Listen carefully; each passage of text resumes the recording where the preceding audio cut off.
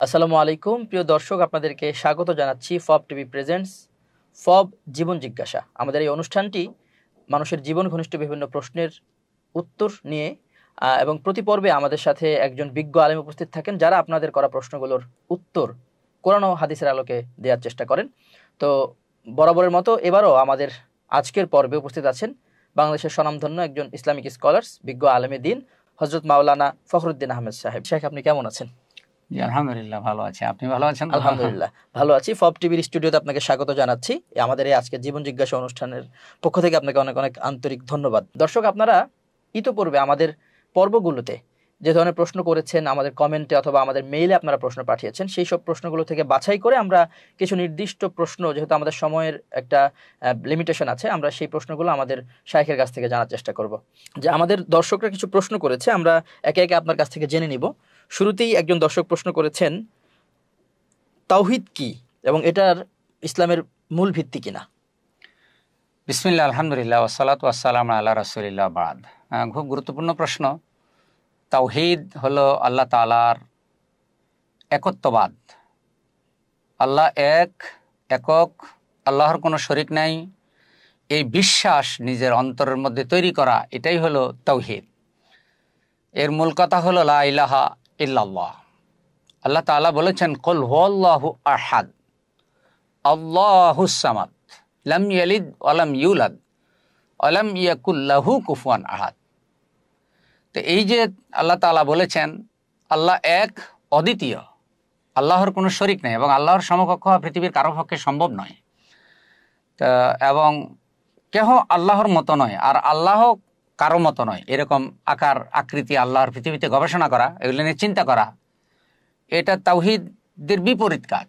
তো তাওহীদ হলো আল্লাহকে এক বলে স্বীকার করা। যেমন জাহিলি যুগে তারা আল্লাহর একাধিক রূপ বানিয়েছে, লাত, মানাত, ওজ্জা, হুবাল, এই যে তারা অনেকগুলি মূর্তি বানিয়েছে এবং সেই মূর্তিগুলোকে তারা আল্লাহ তাআলার কুদরত, আল্লাহর ক্ষমতা, আল্লাহর সিফত, আল্লাহর জাত, এগুলির অংশীদার বানিয়েছে।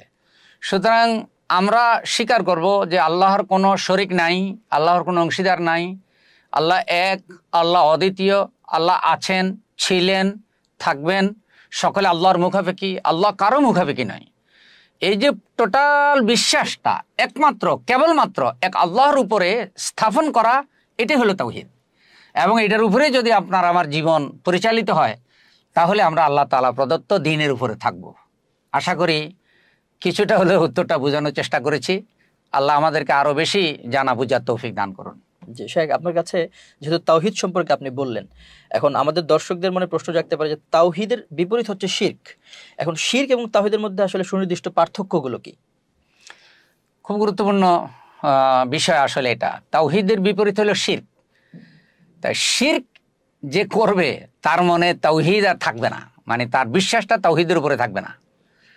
যেমন একটা লোক বিষ খেলে সে বাঁচে না, যে কেউ যদি বিষ খায় তাহলে সে মৃত্যুবরণ করে। তদ্রূপ কেউ যদি তাওহীদ এবং শিরক দুইটা একসাথে লালন করে, তাহলে তার আর ওই তাওহীদটা থাকবে না। শিরক হলো অংশীবাদ।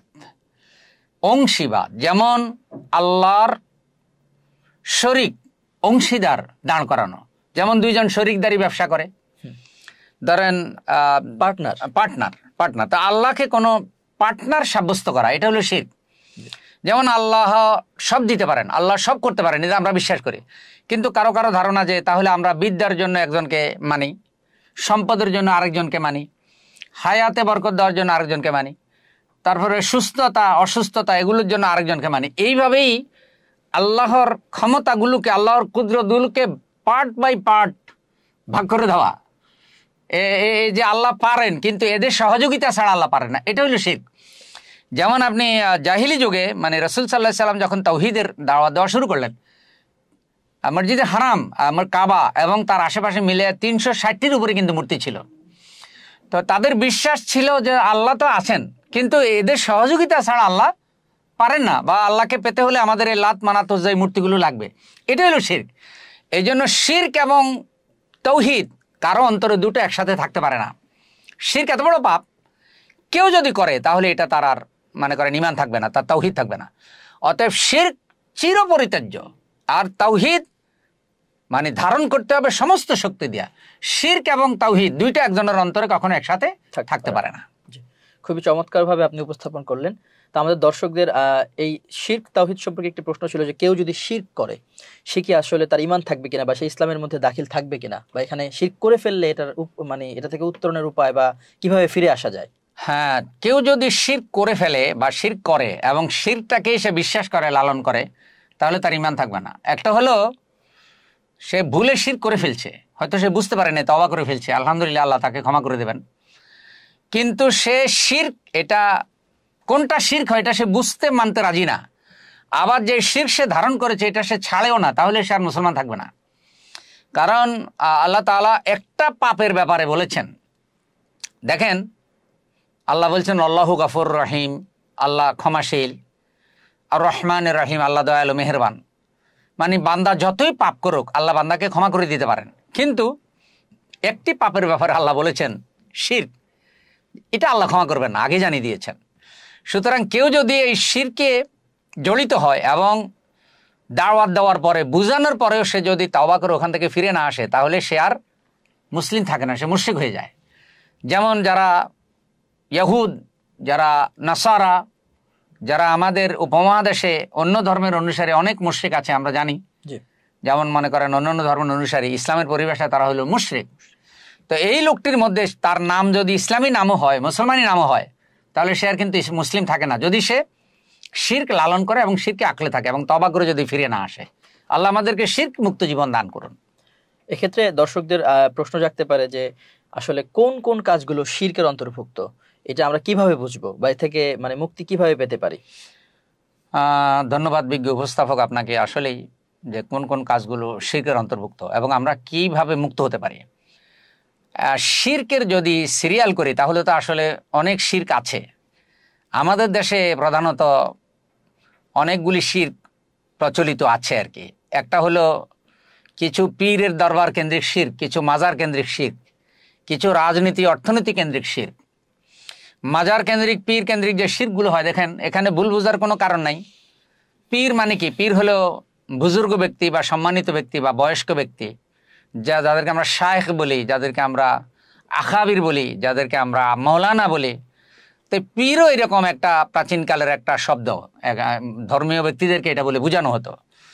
তো তাদের প্রতি তারা দিন শিখায়। সাহাবা একরাম যে কাজটা করেছে, পীর নাম দিয়ে যদি সেই কাজটাই হয় তাহলে সেটার সাথে কোনো দুশ্মনী নেই। কিন্তু অনেক সময় পীরদের নামে যে মাজারগুলি উঠে, সেই মাজারে শিরক হয়। কেমন? ধরেন পীর আমাকে কিছু দিতে পারে মৃত্যুর পরে, এই ধারণা করা শিরক।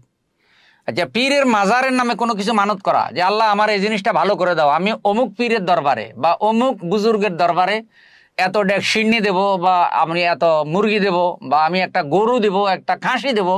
মানত করা গায়রুল্লাহর নামে মানত হয়েছে। মানত হবে আল্লাহর নামে, যে আল্লাহ আমি তোমার নামে এই জিনিসটা মানত করলাম, তুমি আমাকে এই কাজটা, আল্লাহ তুমি আমার রহমত এটা ভালো করে দাও, বা আমার এই ব্যবসা উন্নতি দাও। মানত হবে আল্লাহর নামে। আর মানত খাবে গরিব মিসকিন অসহায় যারা যাকাত ফিতরা খায়, কিন্তু ওখানে গায়রুল্লাহ নামে মানত হয়েছে, এটা শিরক। এরপরে ধরেন আবার বিভিন্ন পীরের মাজারে গাছ আছে, বা বিভিন্ন সুতা দেয়, বিভিন্ন তাবিজ কবজ দেয়, এগুলি শিরক। যে তাবিজ আমার এটা করে দেবে, সুতা আমার এটা করে দেবে। এই গাছের মধ্যে ফজিলত আছে, ওই তুলসী গাছের মতো। যারা মুশরিক তারা অনেকে কিন্তু গাছ পূজারী। আবার বিভিন্ন মাজারের আশেপাশে দেখবেন কেউ পাখি নিয়ে বসে থাকে, ওরা ভাগ্য গণনা করে দেয় যে আপনি জীবনে এটা পাবেন, এটা, এগুলো শিরক। এরপরে বিভিন্ন রাজনৈতিক দলগুলো আল্লাহর আইন বাদ দিয়ে নিজেরা আইন বানায়, এগুলো শিরক। এবং আল্লাহ অর্থনীতি দিয়েছেন, আল্লাহর অর্থনীতি বাদ দিয়ে তারা মানব রচিত অর্থনীতি চালাচ্ছে, তাহলে এখানে শিরক করে দিল। আল্লাহর এই আইনের মধ্যে তারা অংশীদার স্থাপন করে দিল। আবার বিভিন্ন মৃত ব্যক্তিকে স্মরণীয় করে জন্য তারা স্তম্ভ বানালো। ধরেন আমি ধর্মীয় দৃষ্টিতে বলছি, দেশের আইন কানুনের প্রতি আমাদের শ্রদ্ধা রেখেই আমরা বলছি যে যেমন কোনো মৃত ব্যক্তির নামে কোনো স্তম্ভ বানানো, বা এটার নাম শহীদ মিনার বলা। ধরেন শহীদ ইসলামী শব্দ, মিনার ইসলামী শব্দ, কিন্তু এই শব্দটা দুইটা ইসলামী শব্দ দিয়ে বানালাম একটা মৃত ব্যক্তিকে স্মরণীয় করার জন্য। তার মৃত্যু দিবসে বিভিন্ন নির্ধারিত দিনে সেখানে ফুলের মালা দিলাম, 1 মিনিট নীরব হয়ে দাঁড়ায় থাকলাম, এগুলি শিরক। কারণ সাহাবীরা যে শহীদ হয়েছেন বদরে, উহুদে, খন্দকে, কারো ব্যাপারে কিন্তু এ ধরনের কিছু নাই। হযরত হামজার ব্যাপারে কারণ কিছু নাই। এইভাবে অনেকগুলি শিরক আমাদের সমাজে হয়ে থাকে, যেগুলি আরও বিস্তারিত আপনারা শিরক সংক্রান্ত অনেক কিতাব আছে, সেগুলি আপনারা পড়লে জানবেন। আর সাম্প্রতিক সময় ডক্টর আবুল কালাম আজাদ বাশার হাফেজাহুল্লাহ তিনি শিরক এবং বেদাতের উপরে দুটো গুরুত্বপূর্ণ বই লিখেছেন, যেগুলি মাশাআল্লাহ। আপনারা বিভিন্ন ইয়েতে পাবেন, এগুলো আপনারা পড়বেন। ওখানে একবারই বাংলাদেশে কত ধরনের শিরক চালু আছে ওইগুলো কিন্তু তিনি একবারই সিরিয়ালে বলে দিয়েছেন। মাশাআল্লাহ। আল্লাহ আমাদের শ্রোতা ভাইদেরকে এবং আমাদের সকলকে শিরকে থেকে আল্লাহ আমাদের হেফাজত করুন। যে আপনি একটু আগে বললেন যে মানত শুধুমাত্র আল্লাহর জন্য হবে, এবং এক্ষেত্রে অনেকের একটা প্রশ্ন থাকতে পারে যে আমরা যে কসম করি, অনেক সময় কসম করি বিভিন্ন মানুষের নামে, বাচ্চাদের নামে, যে সন্তানের নামে, বা কোরআন ছুঁয়ে যে কসম করে বা ইয়ে করে, এইটা আসলে কতটুকু জায়েজ? কসম যদি কোনো কারণে করতে হয়, কসম হবে আল্লাহ পাকের নামে, আল্লাহে বা আল্লাহর কসম করে বলি, এবং কসমটার যেন অপব্যবহার না হয় আর কি। আমরা অনেক সময় কসমের অপব্যবহার করি, কসম করে মিথ্যা কথা বলে, এটা হলো কসমকে অসম্মান করা। আর গায়রুল্লাহর নামে কসম করা, ধরেন সন্তানের নামে বা কারো নামে, ব্যক্তির নামে কসম, এটা উচিত নয়। আল্লাহ তার সৃষ্টির নামে কসম করেছেন, সেটা আল্লাহ করেছেন, যেমন ওয়াত্তিন ওয়াজ্জাইতুন ওয়াতুরি সিনিন, এভাবে আল্লাহ কসম করেছেন। কিন্তু ওয়াহাজাল বালাদিল আমিন, কিন্তু বান্দা কসম করবে কেবলমাত্র আল্লাহর নামে, এটাই কসমের নিয়ম। কিন্তু কসম করে কখনো কসমকে অসম্মান করা এবং কসমকে কোনো অসত্য বা কোনো মিথ্যা এবং কোনো ধান্দাবাজির হাতিয়ার বানানো উচিত না, যে আমি কসম করে বললে মনে হয় মানুষ বিশ্বাস করবে। এজন্য মসজিদে উঠে কসম করে আল্লাহর নামে মিথ্যা কথা বলে, এমনও আছে, বহুত প্রতারণা করে। তো কেউ যদি কসম করে ফেলে, সে যেন কসমটাকে ভালো কাজেই ব্যবহার করতে পারে, এবং কসম করে যেন সে কসমের হক আদায় করতে পারে। আল্লাহ বুঝা তৌফিক দান করুন। সেই ক্ষেত্রে কোরআন ছুঁয়ে কি কসম করা যাবে? না, কোরআন ছুঁয়ে কসম করা উচিত না, উচিত না। আমরা এটা বলি, তাহলে কি হয়, বান্দা তো আসলে আবেগিত, অনেক সময় জোয়ার ভাটার কারণে করে ফেলে, জোয়ার যখন এসে যায় করে ফেলে, যে আমি কোরআন ছুঁয়ে বললাম। তো এটা করা উচিত না। তাতে কি হয়, তাতে নিজেরই অমঙ্গল ডেকে মানে নেমে আসার সম্ভাবনা। আপনি কসম করেন, একজনকে একটা বিষয় বোঝানোর চেষ্টা করেন, না বুঝাইলে সেটা না বুঝলে আল্লাহর দিকে ছেড়ে দেন, আপনি সবর করুন। কিন্তু কোরআন কসম করা, এটা কসম করা, এগুলা একটু বাড়াবাড়ির পর্যায়ে চলে যায় আর কি। জি, প্রিয় দর্শক, আমার মনে হয় আপনারা খুবই সহজ সাবলীলভাবে আপনাদের প্রশ্নগুলোর উত্তর পেয়েছেন বা পাচ্ছেন। তো আমাদের আরেকজন দর্শকের প্রশ্ন ছিল যে আমাদের হযরত মুহাম্মদ সাল্লাল্লাহু আলাইহি ওয়াসাল্লাম, অর্থাৎ আমাদের শেষ নবী যিনি, আমরা যার উম্মত, তাকে ইয়া রাসূলুল্লাহ বলে স্মরণ করা যাবে কিনা? হ্যাঁ, খুবই সুন্দর বিষয়। ইয়া রাসূলুল্লাহ সাল্লাল্লাহু আলাইহি সাল্লাম, এতে স্মরণ করাতে কোনো ক্ষতি নেই। আমরা তো আমাদের রসুলকে ভালোবাসি, মহব্বত করি। এখানে যে বিষয়টা নিয়ে বিতর্ক হয় যে রাসূল সাল্লাল্লাহু আলাইহি সাল্লাম আসলে হাজির নাজির কিনা, মানে আল্লাহর যাবতীয় গুণ রসুলের মধ্যে আছে কিনা। কেউ কেউ রসুলকে ভালোবাসতে গিয়ে কিছুটা সীমা লঙ্ঘন করে ফেলে আর কি।